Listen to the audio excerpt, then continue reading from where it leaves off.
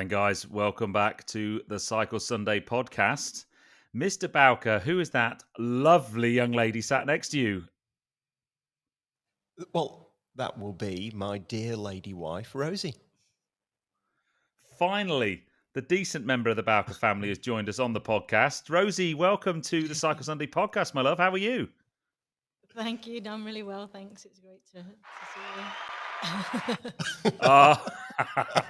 Now, so now then, people, we have some exciting news. Paul was very excited this week because he's been buying some more tech.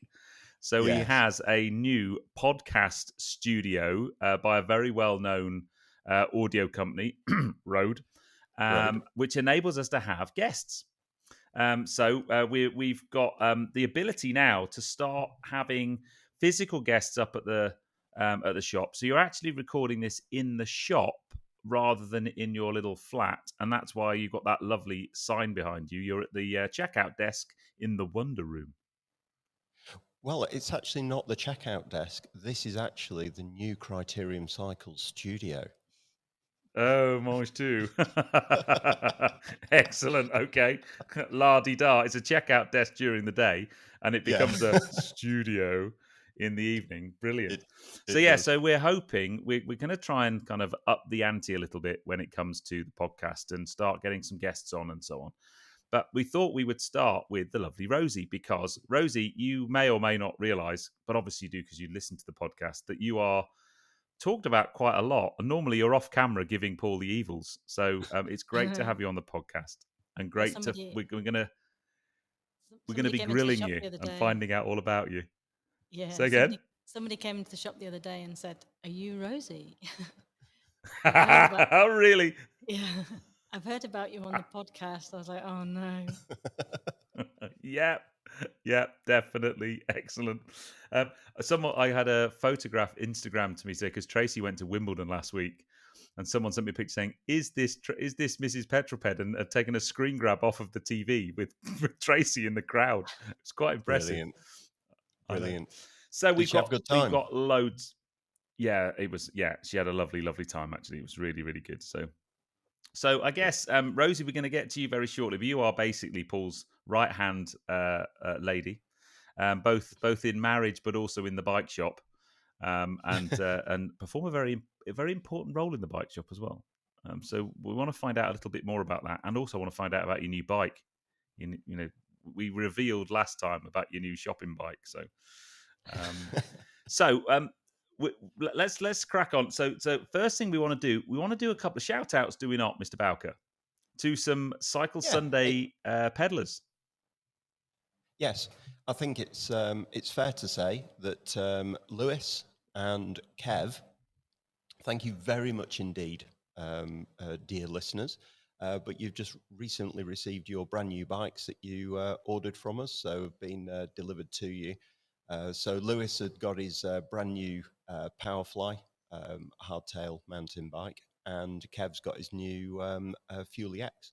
So thank you very much indeed, and I hope you have many enjoyable miles, and carry on listening to the podcast and watching the videos, and it's wonderful, absolutely brilliant. Awesome. I had a message from Kev actually this morning. I said, "Oh, how's the bike?" And he'd had a quick ride out the day it was delivered, but has plans to get it muddy and really put it through its paces. So he was super excited, like a kid at Christmas. So it's just awesome. And for us, I think it just shows we've kind of ticked the box. We wanted to reach people and get them into cycling and get them buying bikes and interacting with you guys up there. And the nationwide delivery service, I know, has helped our listeners do that a great deal, because no matter where they live in the UK, they can still buy a bike from you, which is just really, really cool. Yeah, no, it's cool. Great. And it has to also be said, and because it was Richard who delivered those particular bikes, and Richard actually commented, he said, all our customers are fabulous. I mean, genuinely the loveliest people in the world. But he did say, the podcast listeners and the petrol ped followers, particularly lovely. We're a special breed, A special breed. and that's special. That's the good special, not the special special. We are a good breed. Yes. And then the other thing I wanted to do, because as Paul started to get a bit of a habit of sending me an agenda for the podcast, so I have a list in front of me. But I just wanted to say now, this podcast is clearly going to go live at 6:00 on Sunday, as they always do. I personally need to make a massive apology for us missing last week. We didn't do a podcast last week, and the reason for that is entirely down to me, and that is because last week was the Goodwood Festival of Speed, and that basically meant I was flat out from kind of Wednesday all the way through to Sunday and had absolutely no time to record or edit a podcast. So I kind of messaged Paul early in the week and said, look, mate, I'm really, really sorry, but I can't do the podcast this week. So massive apologies.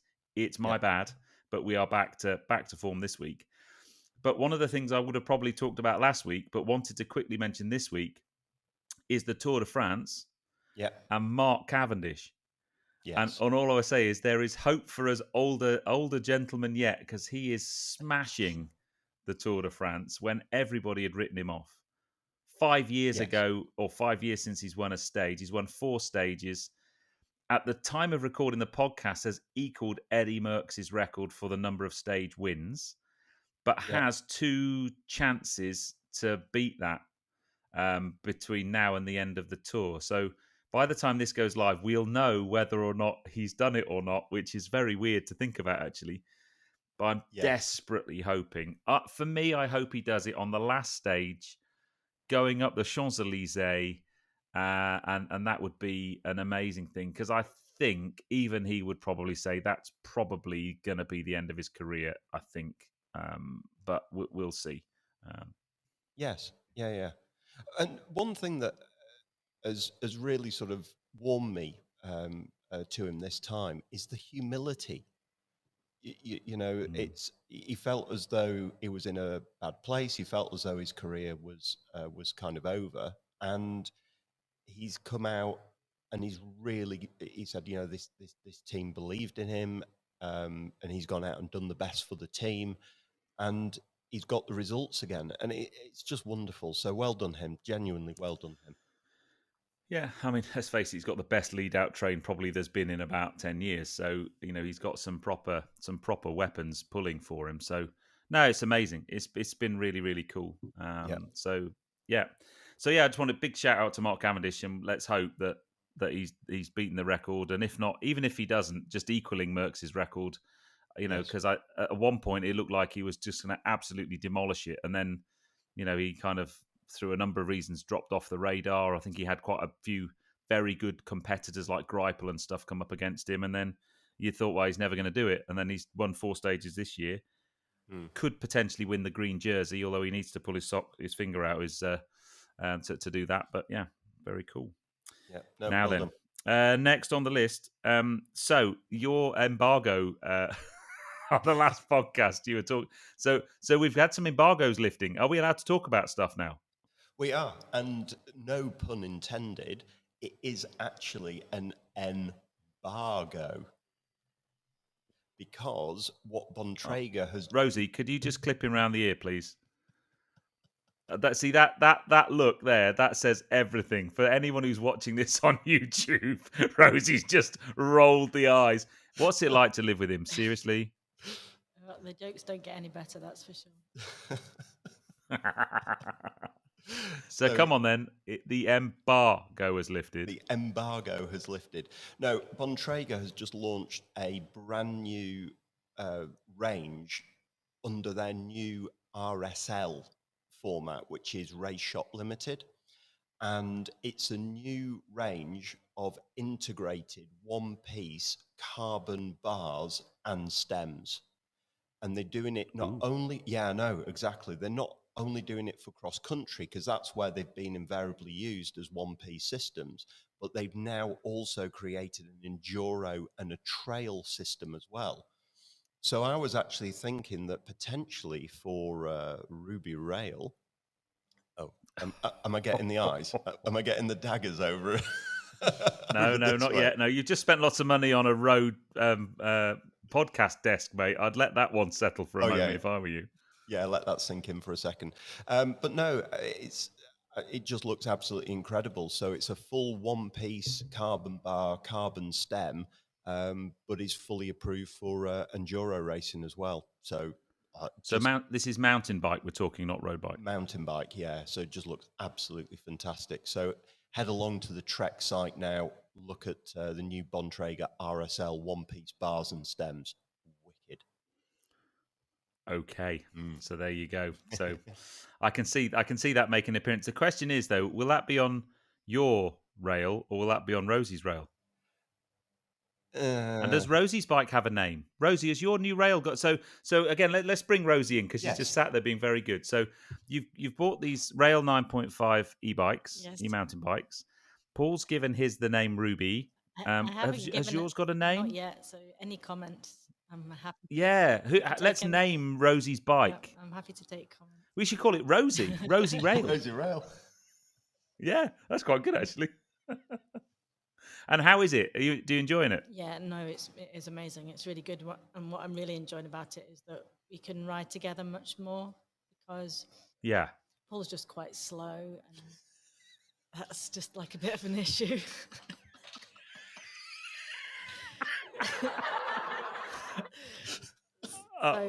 He's got sound effects as well. So, no, seriously, particularly on a downhill, Paul's quite technically good on a downhill and he's quite quick, and he would be waiting. But because I can just go a bit slower downhill, but then when I get to the flat, I'll just go into turbo and catch him quickly. So there's no waiting. Yeah.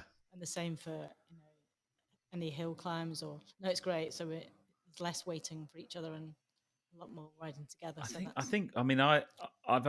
Tracy and I have only had a couple of rides, and we're not doing the kind of off-road stuff, but it's the same. We can go out and we're really looking forward to this Saturday, because I was due to be going away this Saturday and I'm now not, and we're going to go out and have a really nice long bike ride together. And enjoy it together, and it's ace. That's the best thing about. The only thing is I'm not on an e-bike, so she does tend to destroy me on the uphill bits. But I'll make sure I keep up. So I think Rosie Rail. I reckon that's a really good name. And then it was really good. Paul said, "Oh, I found this really good route for us. We can go. It's only 40k off road, no problem on the rails." Until we got to the bottom of a fell, and he said, "We're going over that." And I said, "Really?" But believe it or not, we could, and that was what was amazing. Turbo. Yeah, that was amazing for me because then I would never ever dream of being able to kind of mountain bike over a mountain, but I could, so that was good. That's so cool, and I guess as well, if you make a navigational error and on a normal bike get to the bottom of a fell, you're in a world of hurts, right? But if you're on an e-bike, you just let it assist you over it. No, so good. Good so far. We've only just been out on a few rides, but good so far. Yeah, amazing. I need to update you on my. So this will be coming to season 2 of Cycle Sunday. I did my gravel biking in the Cotswolds the weekend before last with my mate Dino, and we had an amazing time. However. We had a mild issue with our navigation, so we thought, right, we'll do 40 miles off road, and with the Garmin round trip routing that we've mentioned on the podcast before, you can set it to off road mode. So it found us a route that was a good route, 42 miles, a lot of climbing, and a mix of road and trail. And unfortunately, after we stopped for lunch after about 30 miles. Had a couple of beers, as you do. So we only had about 12 miles left because we're athletes, you see. We were needing to rehydrate. and not long after our lunch stop, we were cycling down a road and there was a road closed sign. And we thought, well, that's fine because normally road closed signs, you can't get past in a car. But if you're a pedestrian or on a push bike, you can normally push past, right? So we get to the end of the road, and the road closed sign was because they were taking a bridge out, and there was literally no bridge in this massive river. We're like, oh, damn. So we went back round to try and kind of route round this problem. And for a moment, Garmin was having a bit of a baby and just saying route calculating. And then it picked the route up. And I thought, oh, okay, it's now realised we've routed round and it's carrying us on our route to our destination. So I didn't know where we were. So I just blindly followed it.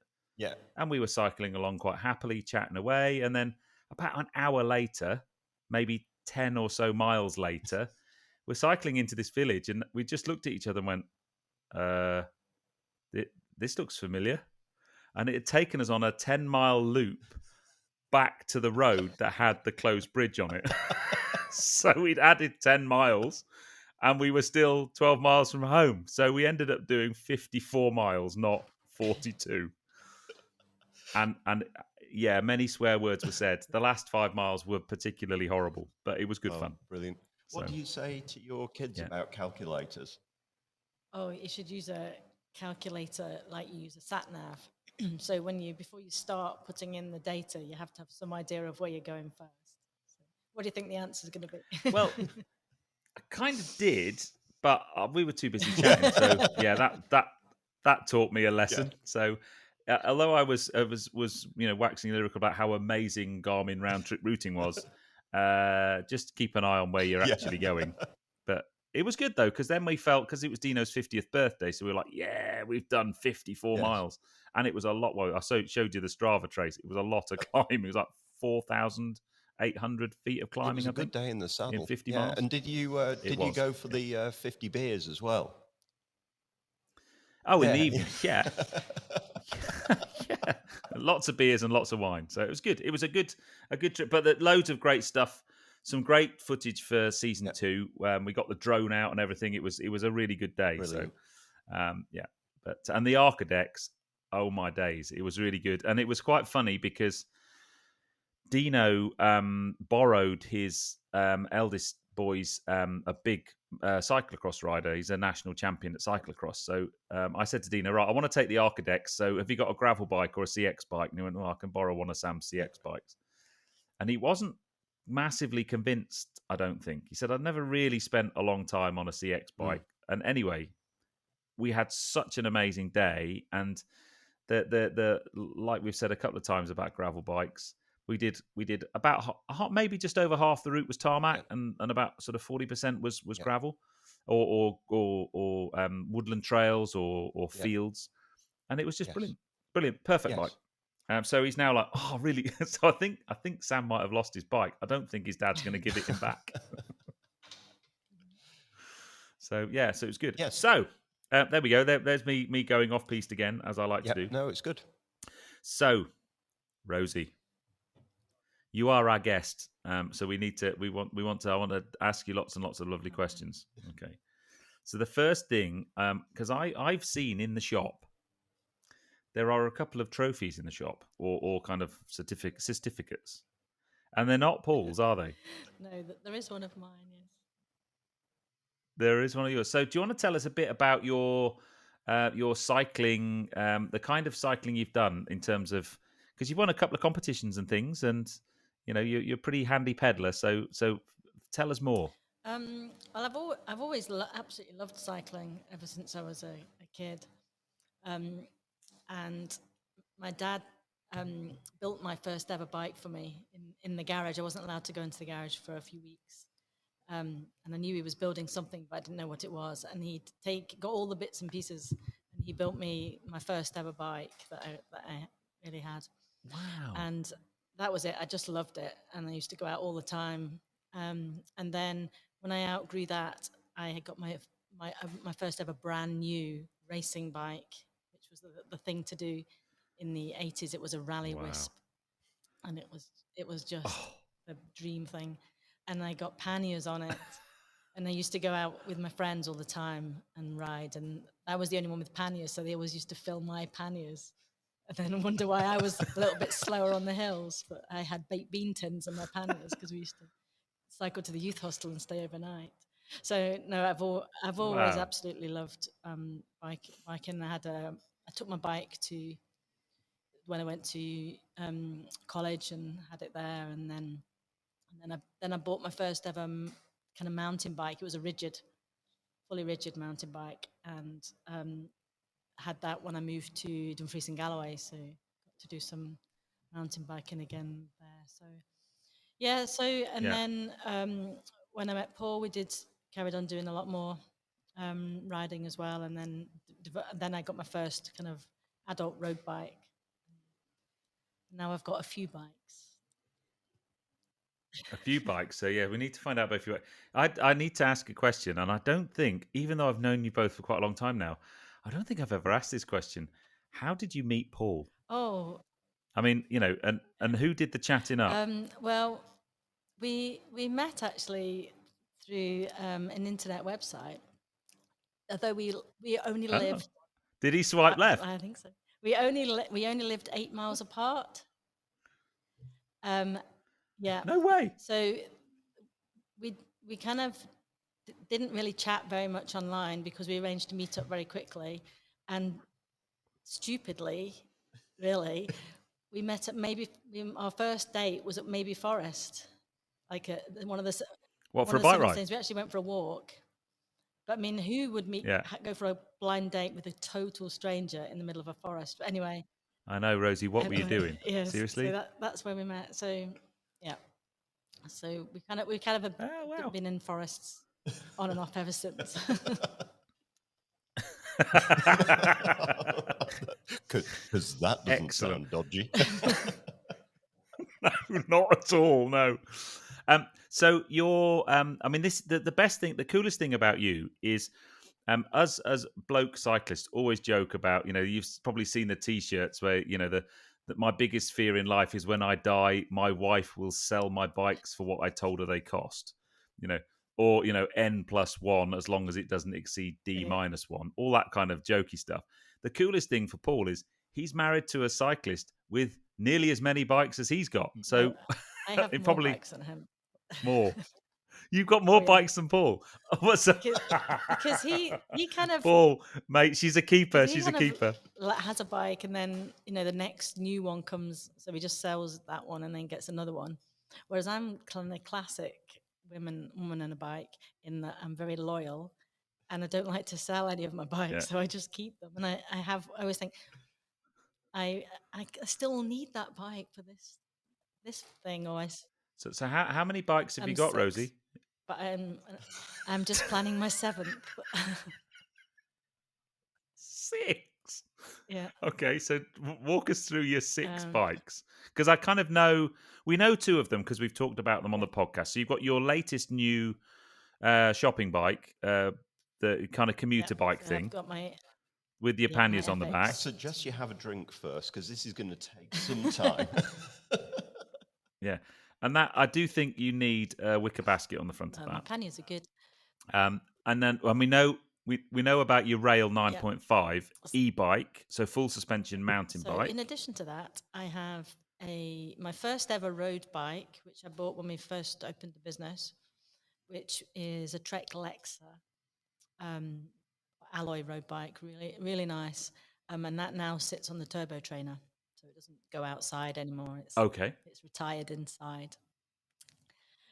It's like the turbo trainer. You know, on Toy Story, when all the toys go to the kiddies' home, that's the kind of bike equivalent of that is a turbo trainer. You know, when the bikes they're kind of just locked away in a garage or something. Then I have my gravel bike, my Checkpoint SL5 gravel bike, which I absolutely love. And that's probably the one I ride most. Really, really love my.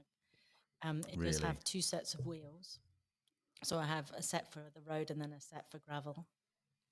And because I don't currently have a road bike, that's my number 7 is a fast road bike in Monda, which I will get one day. And needs to come from Italy. And then what else do I have? I have a Trek Remedy, so that's a full suspension bike, non e-bike. Cool. And then I have a lovely, lovely Yeti 26-inch hardtail mountain bike, which is such a playful, little, lovely bike. And it just got some really good memories. It's very light, very nimble, and I just love taking it out into the forest. So every now and again, I'm just going to go out on my Yeti, and it always makes me smile. So That's a good bike. Cool. And I once had to cycle it from Lockerbie to Edinburgh. It's on a one by drivetrain, and I was doing a sponsored, like a special cycle ride for Lockerbie to Syracuse as part of Lockerbie Memorial, raising some money for mental health with young people. And I'd lent my Lexa to one of the Americans who was over to do the ride, and I was going to ride on what I had then was my Damane road bike. But we were going on holiday, and it needed to be packed away into a box, and the weather was unbelievably bad. It was like torrential rain. It was forecast. So I thought, there's no way I want to take my Damane up in that weather, and if I come off and damage it, then I can't ride it on holiday. So Paul put some pedals on my different pedals on my Yeti, and I cycled all the way up, and he put some slicker tires, which is good because I cycle up to Edinburgh, from Lockerbie to Edinburgh, quite often on my road bike, so that wouldn't have been a challenge really for me. So on a one by drivetrain it was, on a mountain bike it was a challenge. I've got good memories of my Yeti. You're just hardcore. I'm actually quite intimidated about one day going out for a bike ride with you, because you're just going to destroy me. No, I'm more like a diesel engine. I'm not very fast, but I can keep going forever. Yeah, I can vouch for that. I bet you got the thing. Who was I talking to the other day about? It was just about exercise in general, actually. And Dino and I talked about it quite a lot when we were cycling, because I don't think I hadn't done anything more than about 20 miles or so off-road for a long time. I mean, we're talking maybe 18 months to 2 years. And I haven't gone more than about 30 miles on my road bike for ages. So to suddenly do like 54 was quite a big ask. But we were saying it's probably 70% of that's in your head. It's not your body. I mean, Dino had some tender nether regions by the end of it.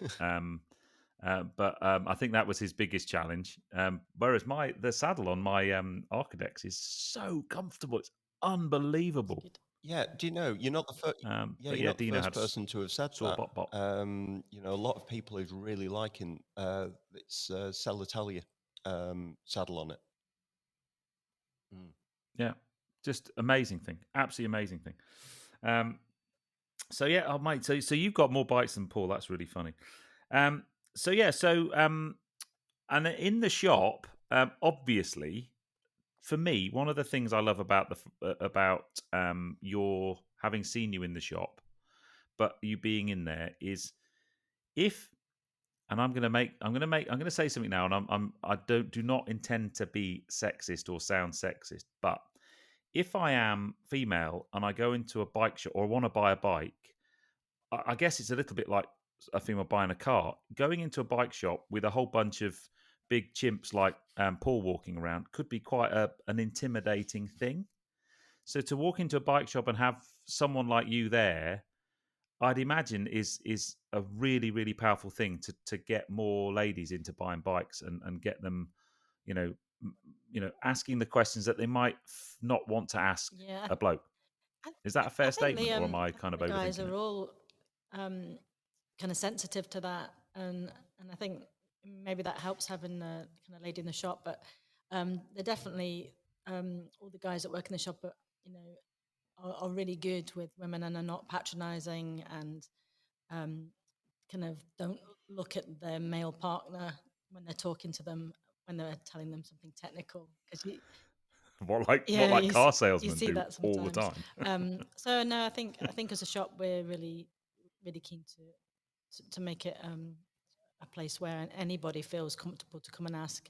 Then we always say there's not a daft question. No, just feel free to ask. And no, because I think we've tried to do it throughout the whole of Cycle Sunday. There's such a vast range of bikes to buy, and you've just got to feel like you can ask any question and really get an understanding of what's available before you make, let's face it, a decision to buy something that's an expensive purchase. No, I think and you need to be able to feel that you can do that. But you're not full time in the shop, because your proper job is maybe more important than helping Paul out in the shop. I do have another job. I'm a secondary school teacher. That's my. See, that's why she's so scary. Paul calls it seasonal work because, of course, Ms. Bowker. We're not in for some time over the summer. So. Yes, no, but I really love it. I quite often up at the shop on a Saturday and in the holidays. I really enjoy it. Yeah. So, do the kids in your school or your class, do they come in the shop sometimes and go, "Oh, look, Mrs. Bowker"? There's one because where I teach, it's kind of 60 miles from the store, so there's not many. But there is a boy whose grandma lives locally, and so he came into the shop once, kind of double take. Yeah. Yeah. So, you do realise though now they're all going to be tuning into Cycle Sunday. There's a few petrol ped bands in my house though, and I was sitting with a young lad who was kind of just struggling with life a bit, and we sat and watched an episode of Petrol Ped, and he enjoyed that. Yeah. Oh, that's amazing! So so we have to give it. So what's your class? How do we give a shout out to your class to say hi to everybody? Academy, and my house that I'm kind of pastoral care for my house is called Milk House. Milk House, not Gryffindor. House. It's the yellow one. Milk House, Lockerbie Academy and Milk House. Yeah. Big up, massive shout out. Mrs. Bowker is in the house, or in the milk house. Story to that. Can I say that? No. No. Okay. We're not allowed to do the hoodie thing. No, yes, no. That was no. That's a no. No, Paul. No. Move on. We're not allowed. I've already opened up enough in front of lots of people.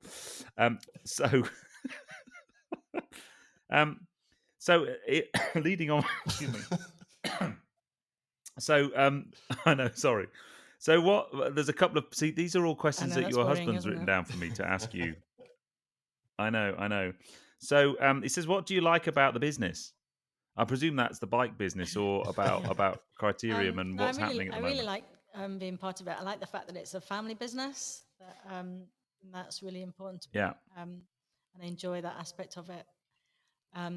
I like being with customers. We have, like Paul said earlier, we've got such lovely customers, and we've made kind of genuinely kind of good friends, and lots of people that we've met who mean a lot to us. So I never anticipated that we would get that from being in the shop. I do like it. We walk in and you know people's names. Paul will be able to tell you what spec bike they've got. I'll probably be able to tell you what their name is. In a different part. So I really, really, really like that, and I do like selling bikes, particularly to women, and helping them be confident and find the right thing. And I like that opportunity. Yeah. I mean, the next question is, what frustrates you about women and bikes, if anything? And maybe leading on to that, so in the olden days, so a woman's bike would not have a crossbar, right? It would be like a step through. That was you'd have your crossbar bikes for blokes, and you'd have a step through bikes for girls, and that's just so not the case anymore, right? You can still get step through bikes, but I guess that was in the old days when girls wore skirts and long skirts and you couldn't, a bit like side saddle on a horse. I like the fact now that there's much more of an option for people.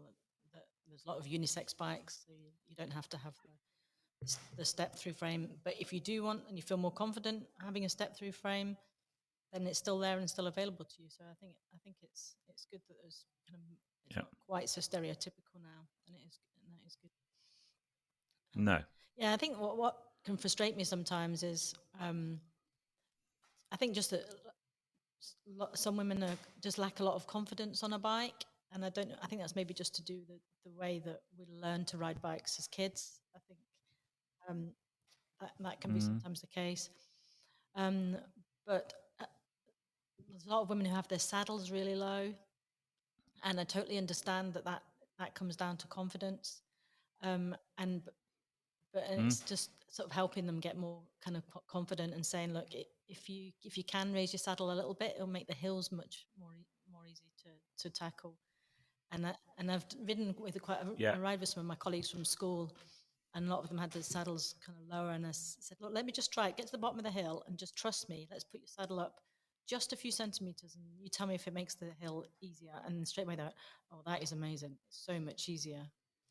Yeah, and it activates your kind of glute muscles and can be just much more powerful. And I think people just don't know that. Women just don't know that that's the reason. They just think, oh, I need to have my saddle lower for confidence.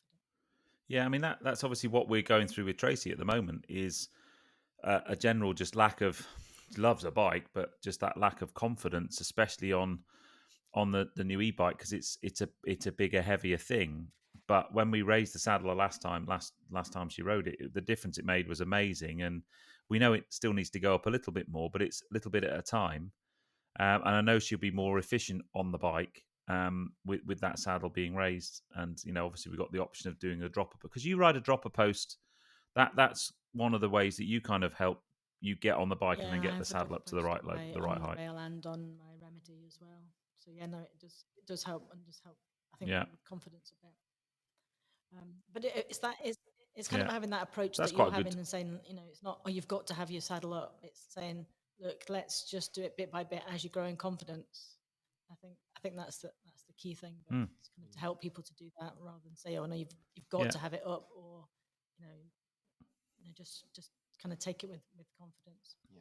The other thing that winds me up on, particularly if we're out on a trail, is seeing like a couple, like a male and female couple out on the trail, and he has a really, really good bike, and she has something from a supermarket that's not very good, and he's kind of rolling his eyes because she's slower. And I'm like, well, if you bought her a really nice bike, then she would totally be able to keep up with you, probably beat you. So I get frustrated by that sometimes. Yeah, buy her a nice bike. So anyone who's got a other half that's cycling, get her a nice bike. And then anyway, boys, this is a good. So if you were to do that, then you might have a little bit more leeway when you want to buy your next nice bike. There's then an understanding of what good equipment actually brings you. So, and always reverse it. If you put your better half on the equipment that you're riding, and then you go and ride the equipment that your better half's riding, you'll actually understand how difficult it is. So yeah, no, I'm with Rosie on that completely. I think the best thing that Paul ever did was buy me good wheels for my mountain bike, because I never saw the benefit of wheels. I was like, why would you put? It just looks the same. You put new wheels on, you can't. How can you tell the difference? But they're round. See, when you put like carbon wheels on any bike that doesn't have carbon wheels, it's like totally life changing. So I'm like, no, get wheels. It really makes a difference. So it was a smart move on his part. You've just opened up the door to lots of people being allowed to buy the wheels that they really want to whip. But we talked about wheels, in fact, on the last podcast, and how now especially you can get a decent set of carbon wheels for not mortgage your house money. But we've mentioned a few times the best first upgrade to a bike is often a decent set of wheels. So that's cool. What about clipping in or flat pedals? Because again, it's a confidence thing. Because I think for blokes, it's almost like on a road bike, I've got to clip in. And even when I got my mountain bike, I first of all wasn't that confident about clipping in on a mountain bike. And I must admit, I bought some flat pedals, rode it out the back of my house once, and then went back and bought some clips because I wanted to be connected to the bike. I think. What's your thoughts on that? I think what I really like about our attitude in the shop is we're not really into the etiquette thing. It's whatever works for the individual and what they want. And we were talking about this the other day. On my 6 bikes, I have probably every single pedal system. So on my 2 full suspension mountain bikes, I've got flat pedals with pins. On my hardtail, I've got a double-sided pedal that I can clip into like a mountain bike style, or if I'm just jumping on my Yeti, if I'm just jumping on it in my trainers because I just decided I definitely want to go, I can do that. Yeah. On my checkpoint, I've got like mountain bike SPDs. And then on my turbo bike, I've got like road traditional road pedals. So and then I think it's just like horses for courses, whatever works for you on the kind of riding that you're doing. And I wouldn't change any of the pedals on any of the bikes that I've got, because they're great for what I need them for. Yeah. Again, how many times have we said it? It's there's no you have to do it this particular way. It's what's right for you. We've got a good selection of pedals. I think we all know that there are efficiency gains to be had from being clipped into the bike, right? It's ultimately that's from an efficiency and it's a good thing to do, but you don't have to if you don't want to. Like on my gravel bike, I wouldn't want to be on a flat pedal, but I wouldn't want to be clipped in a manual suspension. No, just in case. What has he said? Paul. Yes, mate. Paul. Right, I'm going to read this out because your husband has written this question for me to ask you, and I reckon he's done it as a wind-up. Okay. Women and cycling clothing. Why is there a woman's and a man's chamois cream? I didn't quite catch that, but I think it was, why is there women's and men's chamois cream? Was that the question? Yes. Yes. I didn't even know there was, to be honest. We just started stocking both types, and I just have to say because people do this on the front desk, and when people pick it up, I say, "Oh, can I just check? Is that for you or for your partner? Because there is a male and a female one." And so I was asking, so why is there a male and female chamois cream? And apparently it's to do with the pH. So there's a particular pH for the ladies' chamois cream as opposed to the gentleman's chamois cream. So these are the kind of things you talk about in Women's Hour, not on probably Cycle Sunday. But anyway, I know.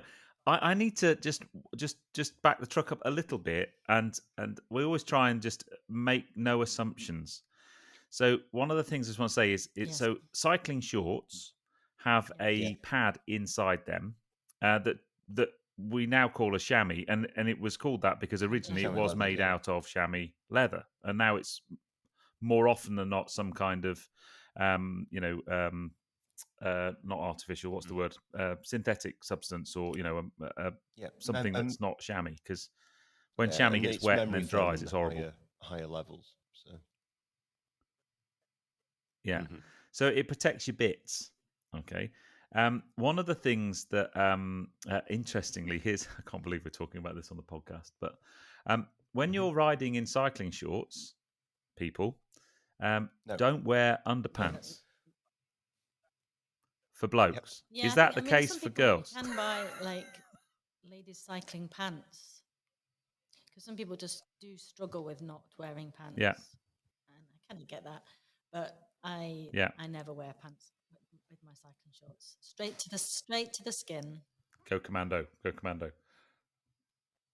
Yeah, because the idea, and then the chamois cream is a cream that you spread liberally on your bits, and it just stops chafing and rubbing and so on. If you're on, and I would only ever use that if I was doing a really long ride. If I was going out for a couple of hours, I wouldn't bother with chamois cream. Very hot. Unless it's very hot.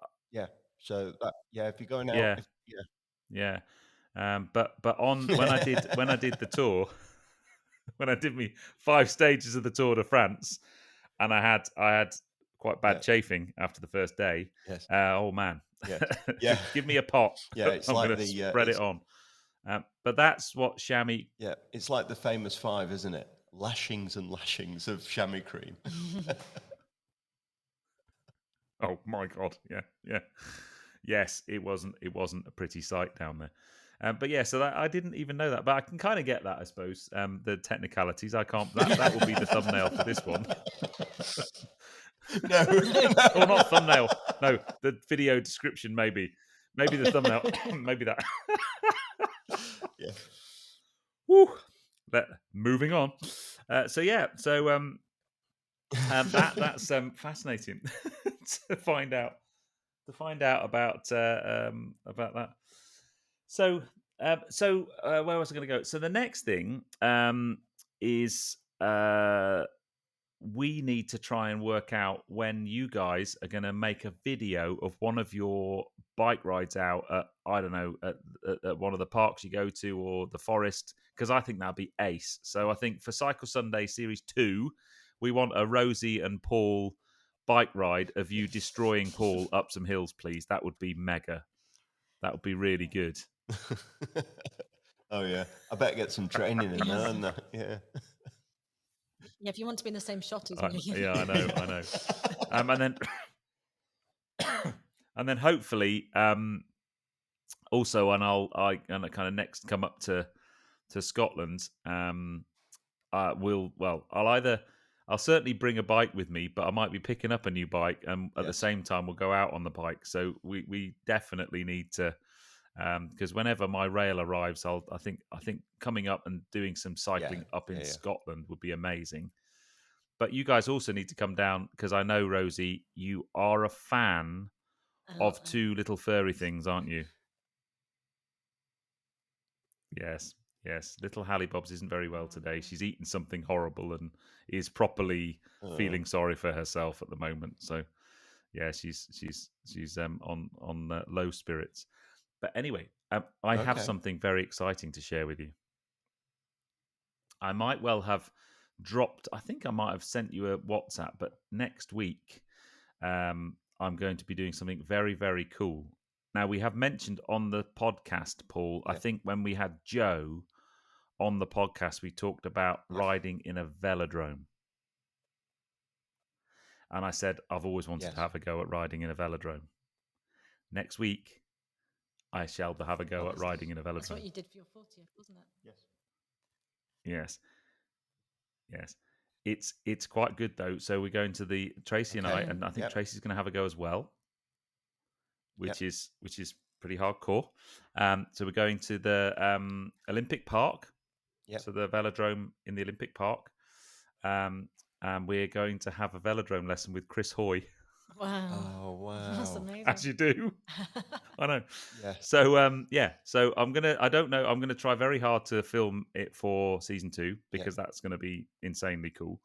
Yeah. But yes, so that's the plan. So I shall, so stay tuned, guys, tune into the, season 2 when that drops, but also keep an eye on social, because I'll put some pictures up and stuff.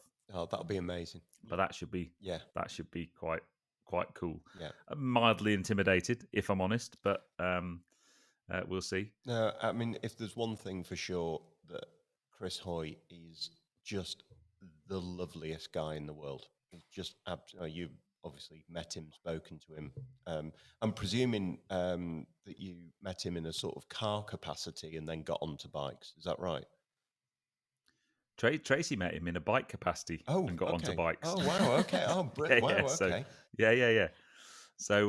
So, but yeah, it's and obviously the coolest thing. He is like the ultimate. We should get him as an ambassador for Cycle Sunday, because he's a massive bike guy and a massive car nut. I mean, it's perfect. Yes. So I might have to drop that one in. But yeah, so that's going to be really, really exciting. Really exciting. Yeah, no, it's great. So, what's the next? Any more news on any components dropping? I did put a photograph of my new crank on social media yesterday. And it got very, very positive response. I had one person I know really well. One of the guys, Richard, who runs Auto Vivendi, sent me a lovely photograph of his Bianchi Ultra XR4 with Campag Super Record EPS, just to say, well, I've got one too. This is what they look like. So I'm very excited. So no deliveries of anything. Not as yet. No, we've got. The bits and pieces are arriving all the time now. So amazing. We're there. We're getting there. We're excited. We are. But the crank, I have to say, it looks amazing. That mottled kind of carbon fiber finish just looks sensational. So very, very, very much looking forward to that. No, it's going to be amazing. And then, so the next thing I thought would be quite a good way to finish is, so we we've now got the ability. It's probably easier if we've got physical guests to do them up in the shop, because you've got the ability to kind of have multiple mics and stuff like we're doing now with Rosie. Yep. So we're going to have, hopefully, although it was originally going to be on this one but couldn't at the last minute, we're going to have your bro Richard Yep. to talk about his role at Criterium, and his background's really, really super interesting as well. Yep. But I thought it might be interesting if anybody's listening who has a really cool bike story or history, or it would be really cool to start opening this up to find out normal people bike stories, normal people's life of bikes. Yes. So if anybody's done an amazing adventure or restored a bike or something, then that would be really, really cool. Yep. So anyone listening who'd like to be a guest on the Cycle Sunday podcast, then I thought that might be quite cool. That would be good. And we do have the technology. I just need to read the instructions of how to do it. But we can dial in to the Rode Podcaster Pro and and literally take a phone call as if you were here in the store on the podcast. Yeah. Or we can do what we did with Joe and just have them join direct into Zencaster. We've got loads of options. So that would be really good, because I think we're keen to start building the podcast, and we're reliant a little bit on people spreading the news about it and sharing links and telling people about it. And, it's like many of these things, people aren't finding it at the moment, and that's something that we're trying to work on. So we're going to start looking at getting some really cool guests. Keen to get your the girl that works in your shop, forgive me, I can't remember her name, the triathlete, Natalie, yes, that's it, to chat about her experiences at the Commonwealth Games. I would love to know, straight from the horse's mouth, if you're going to something like the Commonwealth Games, how do you even start the sort of training plan? And I'd quite like to know, when pro athletes or elite athletes talk about going through cycles and tuning themselves for a particular time, I'd love to know exactly how you do that. Yes. So I think that would make a really, really interesting one. Yeah. And then just some basic tips on cycling fitness and cycling nutrition, actually, I think would be really useful. Yes. And I'm sure she could probably do that. So she'll be great at that. I think you maybe need to have a bit of a chat with Natalie about that one. Natalie, if you're listening, we want you on the podcast. And Rosie, you're coming on again too, because you've kept Paul brilliantly under control. I'll send you some questions for him. Oh, yes. Yes. That definitely. Ones that will that will put you on the back foot like the female and male chamois cream. Very unfair, that one. Anyway. It's approaching our kind of hour cutoff. We've got plenty to kind of work on. As I said, we're working hard on season 2. We've got quite a few films in the can now. We've got no exact time frame in terms of when it's going to drop on the YouTube channel. We kind of need to wait for a few things to happen, I think, just in terms of timing. But in the meantime, we're creating lots of really cool content. Any ideas for season 2 content, let us have them. Any questions, let us have them. And if you want to be a guest on the Cycle Sunday podcast, reach out and tell us why. What's your cool cycling story? And then we've got, hiccups. We've got some great ideas for people we're going to invite to. But it's a slightly shorter one this evening. It's been good. But have you guys got anything you want to finish off before we say goodbye and head off into the night? I think that was absolutely great. I think we're all ready for our tea. I'm just more impressed. Rosie's got more bikes than you. Anyway, wait until next week. On that bombshell. I know. Yeah. What when you got another one? So what's the road bike you're getting? Have you ordered it yet? I'd really like a Project One and Monda eventually. Oh. And I did have one all specced up that I did in around kind of January, February 2020. I'd specced Project One and Monda. I was just not quite sure about two of the colours. Two of my favourite Trek colours are Rage Red, which is like a deep red, and Dark Aquatic. and I was swaying between the two of those colours and really keen to get them on. We then went into lockdown, and I saw the price of bikes, secondhand bikes, and I thought this is a time to sell my Domane, because as much as I loved my Domane road bike, it was on a rim brake, and I was doing a lot more rides and really wanted a disc. So I thought I'm going to sell my rim brake, and it went to a good home, so I was very happy. Then I got in touch with Trek and said, right, this is it. I'd like to order my staff in Monda on Project One, because I've now sold my Domane. And at that point, there was no staff bikes because of the effect of lockdown and everybody buying Mondas. I mean, it's an absolutely amazing bike, so it's no wonder. So I haven't actually replaced my Domane road bike, so I will do that at some stage. I see. I just love the fact she goes, "Yeah, I'm not just buying. I'm just going to buy a Project One, and I'm going to spec the hell out of it." And what group set are you having? Something Shimano, I think. No, we were talking about Di2. No, I had Di2 on my Domane. She's had it already. And it's okay, but there's other things that I would have over Di2. Got the t-shirt. Well, all I can say is if you're going to have Campag Super Record EPS, order it now. Plan to build the bike back end of next year. Yeah, I'll just take it off pause of Honda. And she would. Well, keep us posted on that one. Why can't you have both those colours? Because I reckon those two colours would go together, wouldn't they? The other thing is, a lot of my bikes have had gold in. So my Domane had gold writing, and my checkbook's got gold.